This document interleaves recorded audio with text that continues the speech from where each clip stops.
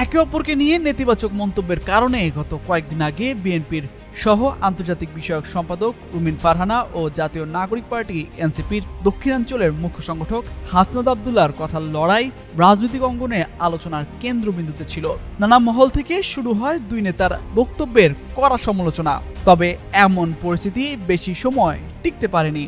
রাজনৈতিক বাকযুদ্ধে আলোচনার সমালোচনায় থাকা দুই নেতার মনোমালিন্যের অবসান ঘটে ব্রাহ্মণবাড়িয়ার বিখ্যাত ছানামুখীতে।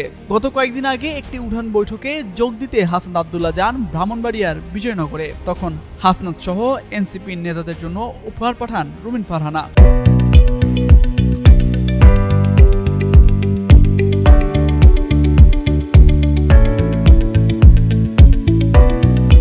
এরপর থেকেই দুই নেতার সম্পর্কের বরফ গলতে শুরু করে।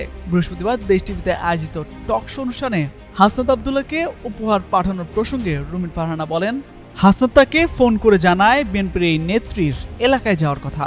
এরপরে এনসিপির নেতাদের স্বাগত জানাতে বিএনপির স্থানীয় নেতাকর্মীদের আহ্বান জানান তিনি। কথোপকথনের এক পর্যায়ে ব্রাহ্মণবাড়িয়ার বিশেষ কি আছে তা জানতে চায় হাসনাত। এর পরিপ্রেক্ষিতে এনসিপির এই নেতার জন্য ছানামুখী পাঠান রুমিন ফারহানা।